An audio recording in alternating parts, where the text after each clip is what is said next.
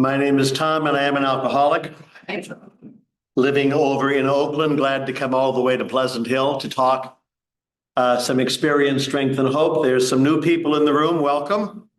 Alcoholics Anonymous is a way of life, and it's a very odd way of life, and I want to welcome you to it. We have our own customs and traditions and rituals. Sometimes they're helpful and sometimes they get in the way, but welcome. Every meeting is different. So you don't like this one, find another one. When I moved to Los Angeles sober in 1977, there were 1,000 meetings a week in Los Angeles County. And now there's 4,000 meetings a week in Los Angeles County, just so you know the resentment level. And people start new meetings all the time, and they grow and they die and they are reborn, and it's a very active way to live. I've been sober a long time, and I travel a lot. And on a regular basis, when I travel, I go to a meeting. We're listed in different ways. The internet gets us there. About 2 weeks ago, I was in Mexico City. I ran away from home to go down there and spend some time. I have about 100 Spanish words, but I can get by. And there was a meeting, and I found it was pouring rain, and it was an English-speaking meeting, and there were 14 people there, counting myself. And someone was celebrating 5 years of sobriety. They were very, very happy. And then I told them that I had 49 years of sobriety, and they all thought I should be dead. So it's kind of funny, you know how it works. But welcome. I'm glad to be sober. I'm glad to be alive. I got sober when I was 29 years old. I was in Berkeley, and that I'm now 78, just to save you the math. And through most of my adult years, I've been an active participant in Alcoholics Anonymous. And so I have regular contact with people who want to tell the truth and be of service and grow. And that's a very lucky place to live. I grew up in San Jose. We still had orchards when I was there, I think. And I can kind of remember apricot trees and cherry trees. And I lived there when it was still pretty much a small town. And then I left there in when I was 18 years old. I ran away and joined the circus, and which is also called the Jesuit Order. And I've been a member. I just celebrating 60 years in that community, and that I should be a much better person by now, but I'm not. But if I were not there, I would have been dead a very long time ago from the booze. I was told if you're speaking at an AA meeting, you want to mention that you drank. And I drank. I'm a daily drinker. I'm also a drunk driver, and that means I was willing to kill you. I got my driver's license when I was 16. In fact, when I was getting ready for to take the exam, I was taking some driving lessons. The weekend of the funeral for President Kennedy, so November 1963. Very solemn, grim times, I remember. And I could be a very bad driver. I didn't have to drink to drive badly, but I also drove. I never got a ticket. I never killed anybody. But I surely could have. And I know, like going over to San Francisco, and drinking a little and smoking a little dope and then coming across the Bay Bridge. It's the longest bridge in the world. Are we still on the bridge? We are. Oh no, are we ever going to get off the bridge? So I didn't know anything about alcoholism until I got here. I didn't see any of the great movies. No one in my family or my community had gotten sober that I knew. There's alcoholism everywhere, of course. My father's side of the family, Irish Catholic Democrats, and my mother's side, Swedish Lutheran Republicans. And among the O'Learys and the Hennessy's and the Olsons and the Andersons, there's a lot of drunks. And On the Irish side, we didn't call them alcoholics, we called them characters. Sean is a character. And on the Swedish side, we didn't call them alcoholics, we called them nervous people. And I had cousins who would get so nervous, they'd be hospitalized, they'd dry them out, come out of, and then they start drinking again. My mother was born over there in southern Sweden, in Skåne. And she was sent over here when she was 16. This is during the 1920s, and Sweden was a very poor country. And she already had sisters living over here in Willow Glen, San Jose. So she was sent over to Minnesota, of course. And she referred to her own mother as being a very nervous person. Farmer's wife, 10 kids. I think I would drink too. So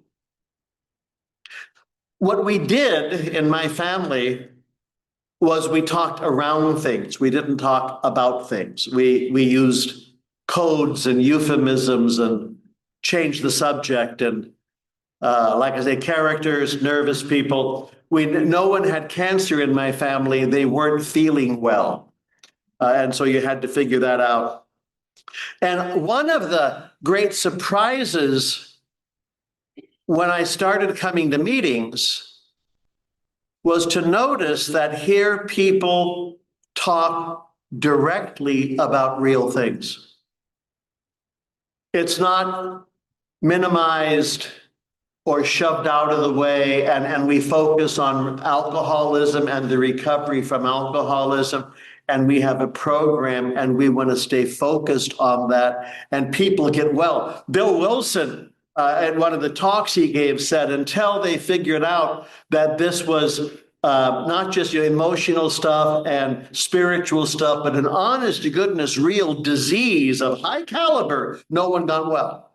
And Dr. Silkworth's contributions to Bill getting sober and staying sober changed the world for an awful lot of people. So learning, tell you were drunk, talk about the drinking. That's pretty important. I've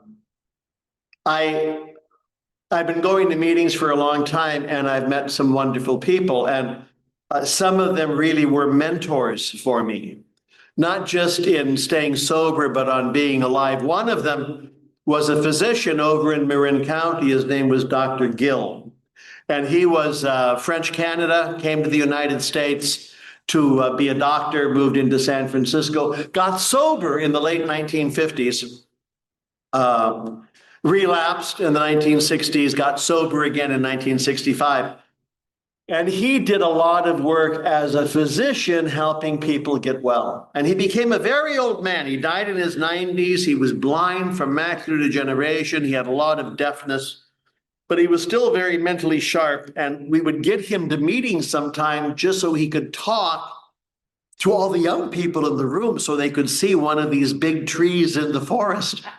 And I was Gil's driver a couple of times because of his vision. And he did a talk. He would do a series of talks to medical people about alcoholism.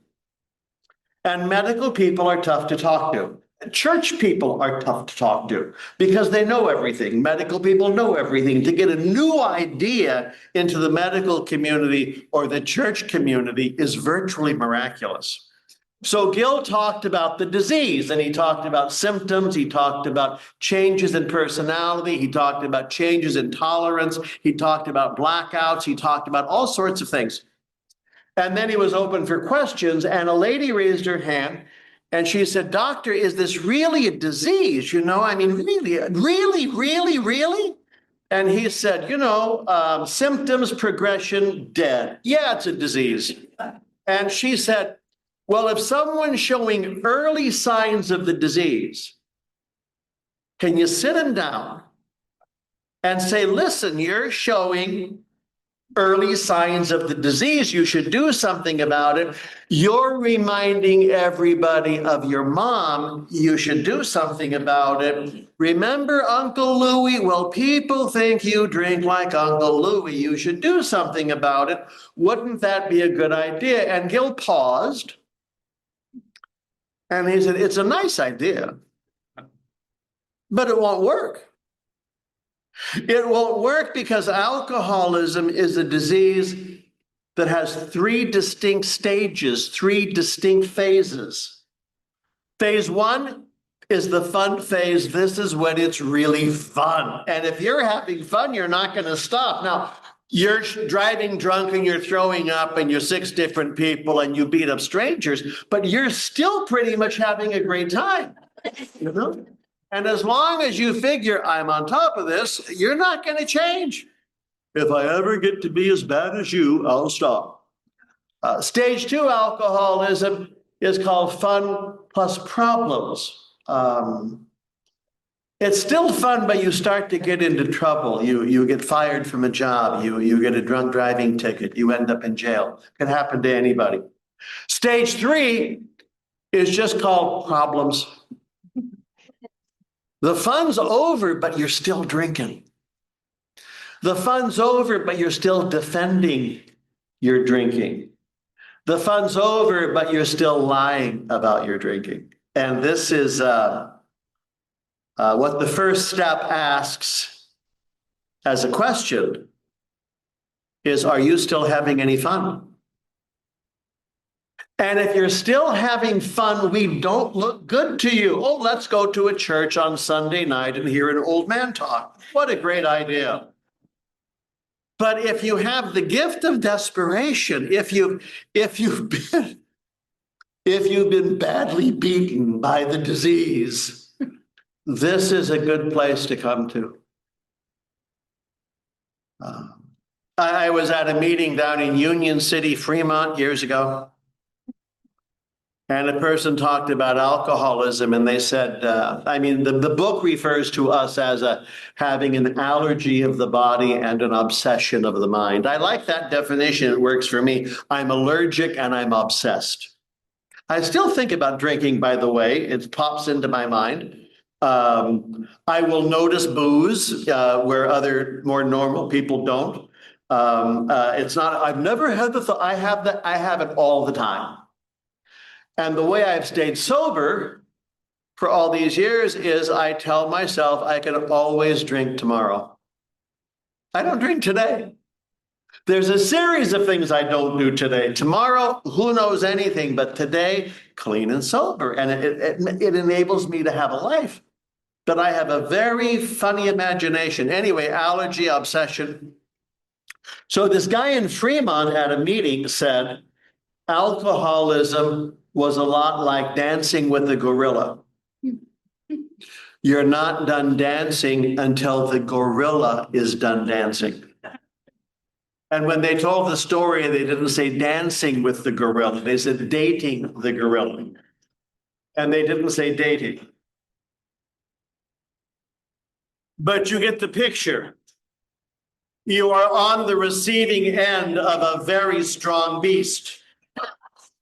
And you're not done till it's done, and then you're done. A lot of us get killed by the gorilla. You know, it's a deadly disease. If you're clean and sober today, you want to get out of the cage. And you don't want to go back into the cage even when the gorilla starts humming your song, which it does. Oh, I'll never drink again. Oh, no, it was disgusting last time. I was so ashamed and so embarrassed. And all those goats. I don't know how any of that happened. I'll never do it again.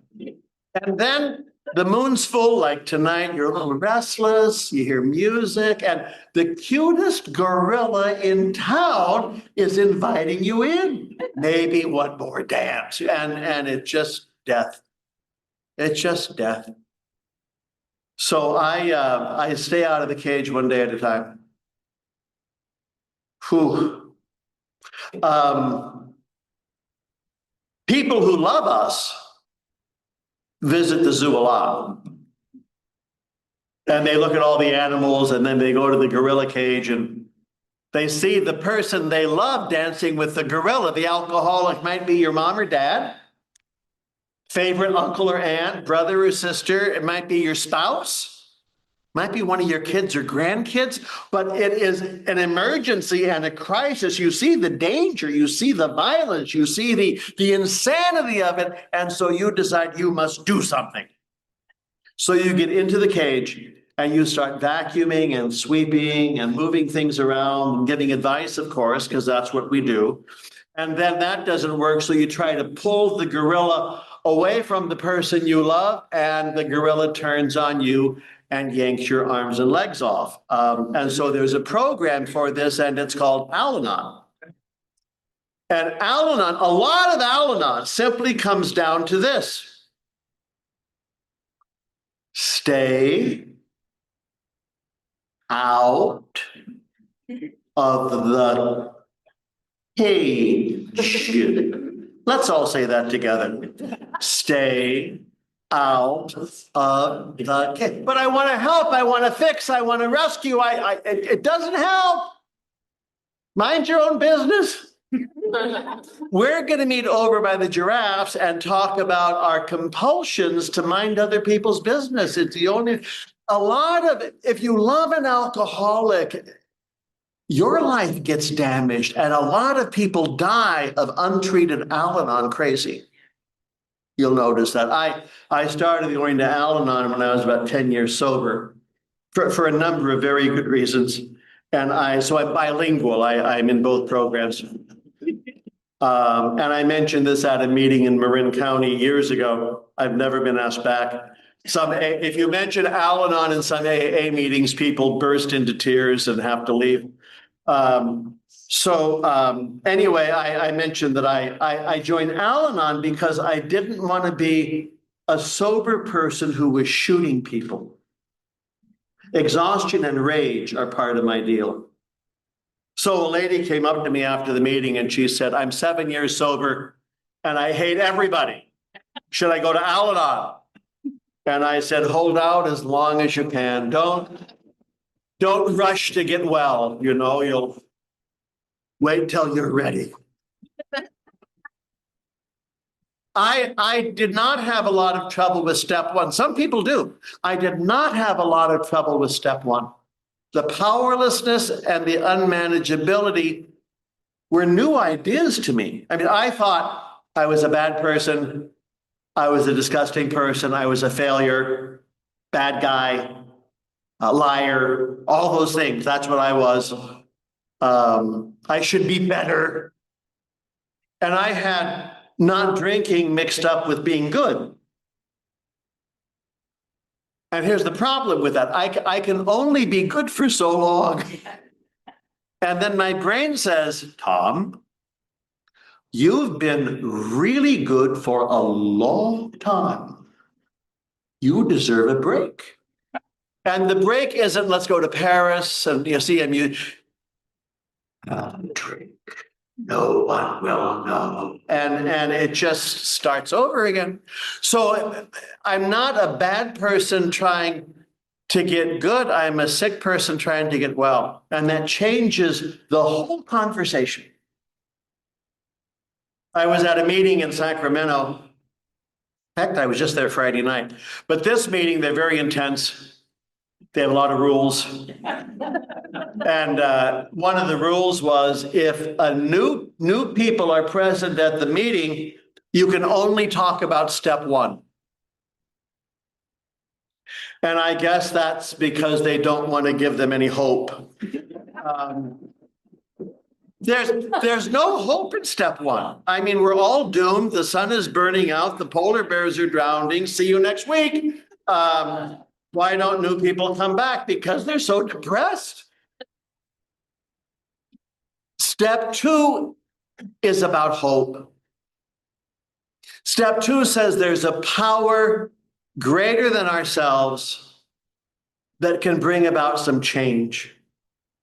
It's not self-will. It's not self-improvement. We've tried all that. None of that works. This is we rely on a power greater than ourselves that can restore us to sanity. And that's a funny word. Who are sane role models for us in North America? Not a lot. I was seeing a wonderful therapist. I'm newly sober. I'm out of treatment. I was intervened on by my community. In August of 1976, I went into a hospital in Berkeley. I was there for 3 weeks. I got out of the hospital on Friday, started my third year of school on Monday, and I went to a zillion meetings. But I'm not drinking, I'm not using, and I'm starting to feel things. Now, I prefer to feel nothing. My idea of a good time is unconscious or numb. Then I am much more stationary. But to start having feelings, I didn't even know what they were. In treatment, they talked about glad, sad, mad, just to begin the conversation. And I didn't know what any of those things were. I didn't think I was angry. I was right. You know, that's different. I don't throw things. I'm not mad. And I'm sure not afraid of anything. So the denial, anyway, I'm starting to have feelings. And I went to see this wonderful therapist. And I asked him if he thought I was normal, which is such a funny question. And he said, normal is 98.6. It's a temperature. I said, what am I trying to ask? He said, you're trying to ask if you're okay. How do you know? I mean, I've always thought I was out of proportion, weird, different. Don't let them know what you really think or feel. It's always been part of my deal. And the shrink said to me, healthy people can do 3 kinds of things. Healthy people can work, healthy people can love, and healthy people can play. If you know someone who can work, love, and play, you know someone who has a very healthy life as a human being. And I asked him to continue talking about that. I was a high school teacher. And I was a very successful high school teacher. And don't you tell me that my drinking interfered with my teaching. But it did.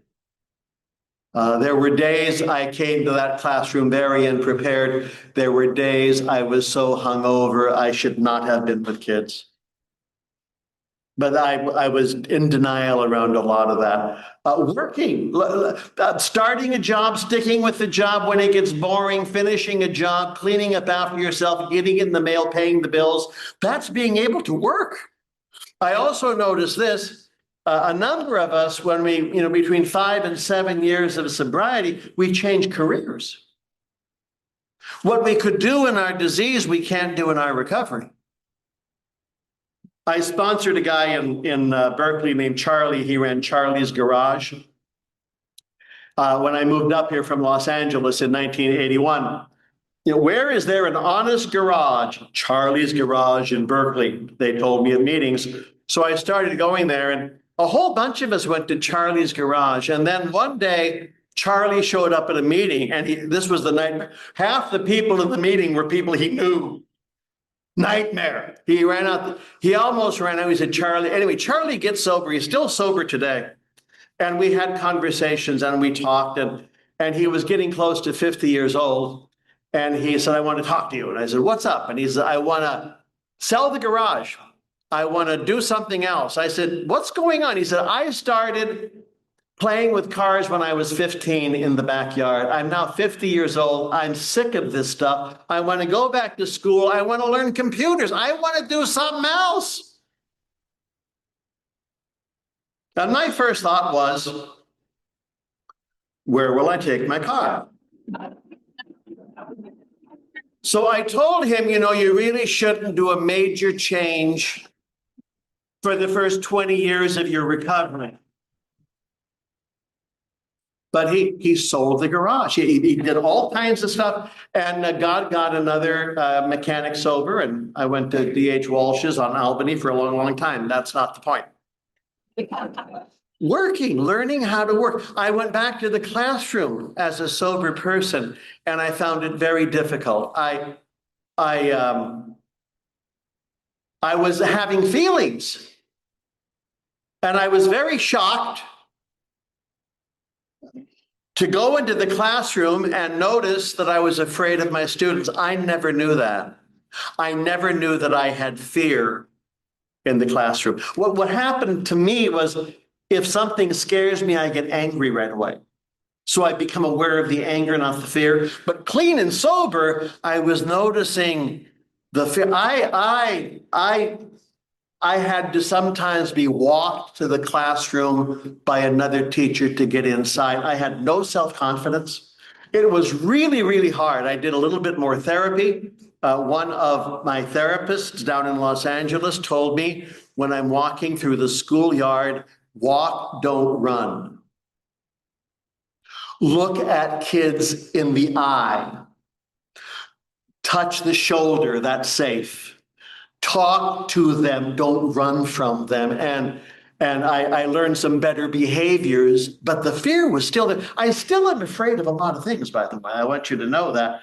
I think the planet's crazy, and gravity kills you 24 hours a day. And I balance and stuff. I mean, I have fear and anxiety, and I'm not able to hold it down as much as I used to. Well, I heard in the meeting you can't have fear and faith. Oh, that's nonsense. Lots of people have fear and faith. So you just let go of that stupid idea and embrace your fear. Hi, we're glad to see you. Let's go to a meeting. We can do it. And anger. So back to the classroom. I burned out as a teacher. I had no Al-Anon. And I was way overdrawn and overstressed, and I burned out, and I left the classroom in 81 and went into social work in West Oakland. What could go wrong? And had lots of learning things, lots of experiences. As I was talking to my sponsor about changing career from the classroom to social work, here are the pros and cons, here are the pros and cons, here are the pros and cons. I said to him, what should I do? And he said, well, you can do any one of them. It can only be a terrible mistake. No, I never want to make another mistake as long as I live. I'm a sober person, but fear of making mistakes is a fear of making decisions, and nothing will ever change. It can only be a terrible mistake. I have made many mistakes to get here. I continue making many mistakes to stay here. I think my first 10 years sober, I was wrong 4 or 5 times.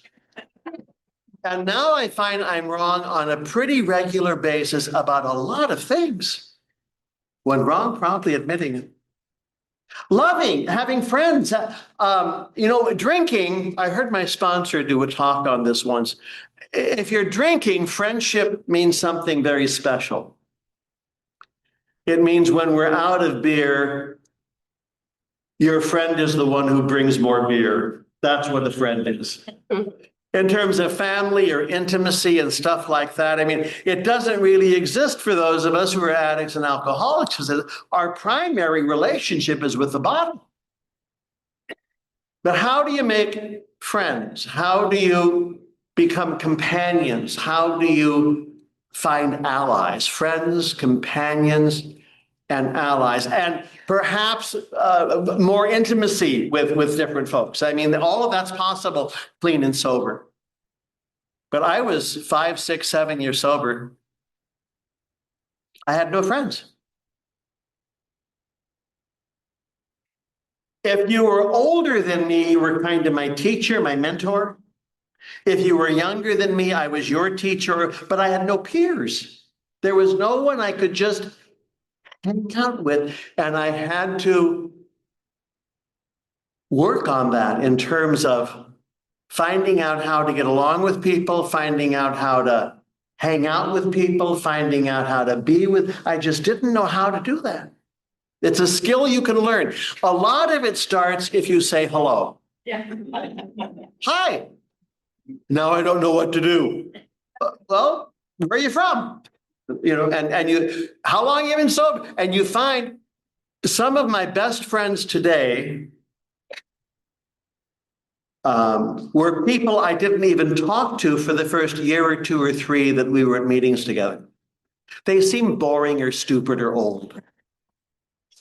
But with a little more exposure, I found them to be extremely interesting people to be friends with. But it took work and some direction. My sponsor recommended that I hang out with people I couldn't do much for. It was very important. 10 more minutes.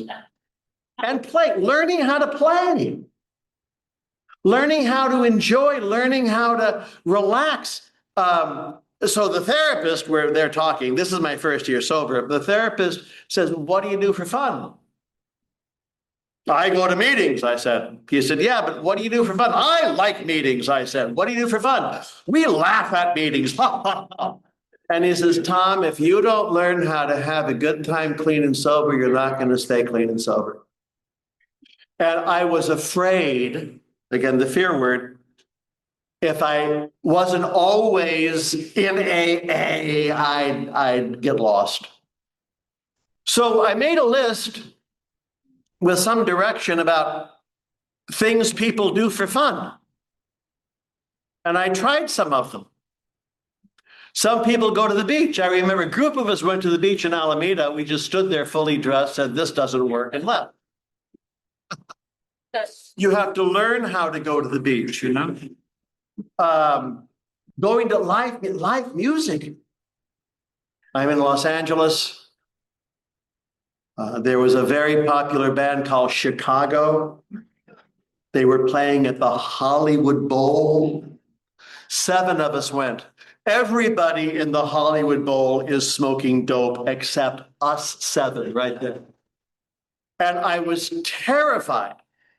I don't remember any of the music, but I remember that we were there, and I was just, you know, I'm going to get struck drunk, it didn't happen. And I can do this.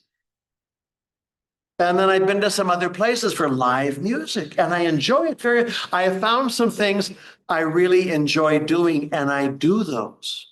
Hobbies, interests, it's really helpful. And what's interesting to you might not be useful for someone else, and that's okay. The first meeting I went to in Oakland in August of '76 was at the old central office. And the room was full of old people. And by old, I mean 50s and 60s. I'm saying this as someone who's 78, you know, these old people in their 50s and 60s. And there was a guy there, younger than me, big man, Vietnam Special Forces, had been in jail for a while for violence while drunk. His name was Gary, and he told me this at my very first meeting. We here in Alcoholics Anonymous go to lots of meetings. We don't drink in between meetings, and we don't use no dope. I had been smoking non-habit forming marijuana every day for 10 years. And I mean, I didn't know you couldn't do that here, really? No, but I just believed him. And I sponsor a couple of people, and that's basically what I tell them. We go to meetings, we don't drink, we don't use. Other than that, we can have a conversation. That's how I understand it. Steps are very useful. When we legalized marijuana a few years ago, and I live in Oakland, and there's apartment buildings on both sides, and someone's always enjoying their constitutional right. One of my sponsees called me and said, marijuana's legal now. And I said, beer's been legal since 1933. Legality is not the issue. The issue is, and it was explained to me, and I believe this, if you're primarily a falling down drunk, such as I am, but you have a tiny marijuana problem, if you stop drinking, but continue the tiny marijuana problem, you'll go back to drinking. Most people I know who've relapsed have done that. So clean and sober. And the third step, it's turning it over to however you understand this God stuff. There's energy bigger than us, more than us, that seems to be willing to help. And I want to make use of it. I ask God for help on a regular basis. Sometimes I feel very overwhelmed, and I really mean it when I say, God, help me. Sometimes I forget, and then I usually have a worse day. I have trouble with prejudices and exhaustion and anger and fear and self-obsession and self-pity and whininess. All those things that most people have, I've got. But I have a daily reprieve from the worst of my crazy.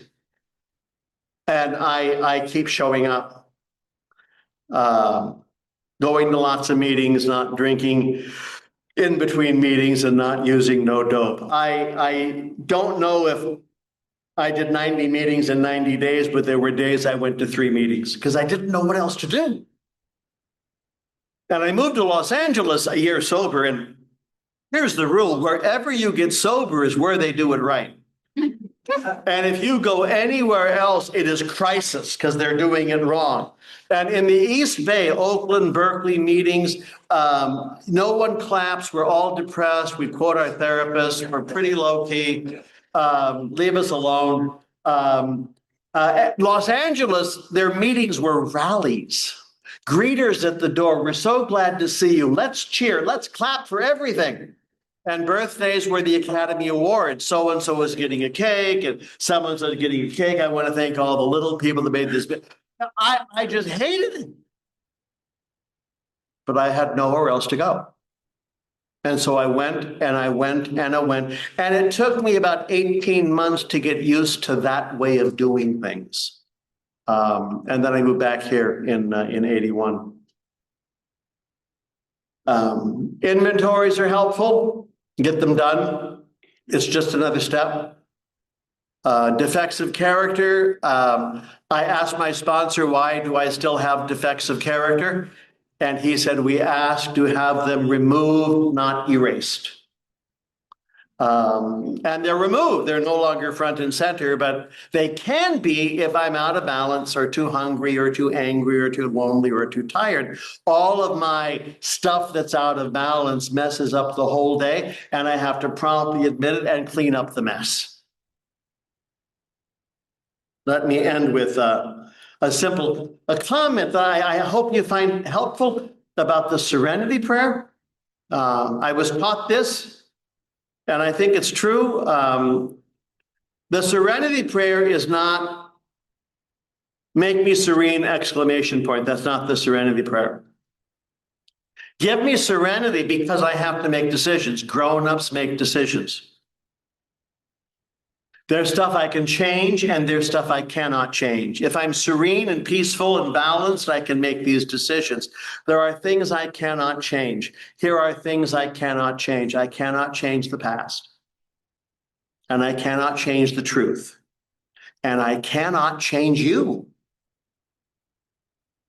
Loving someone does not change them. It changes me. Hating someone does not change them, it changes me. And I can't change the past, and I'm not going to live there, and I can't change the truth.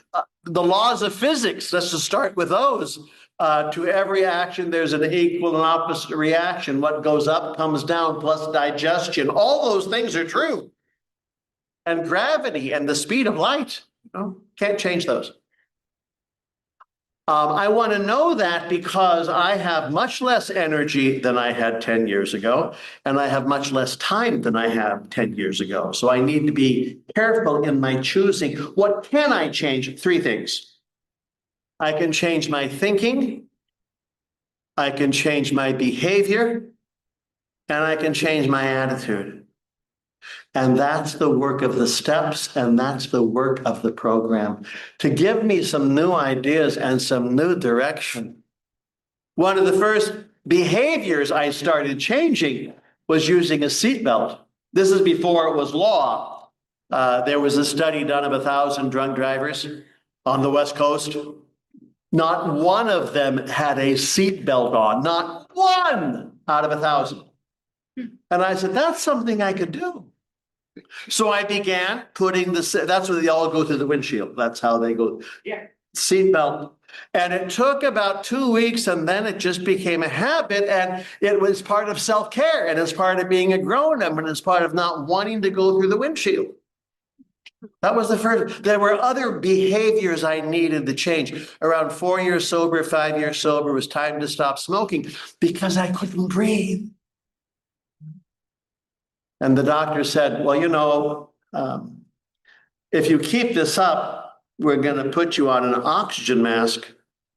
And I said, can I still smoke on an oxygen mask? That's the wrong question, by the way. That indicates reluctance.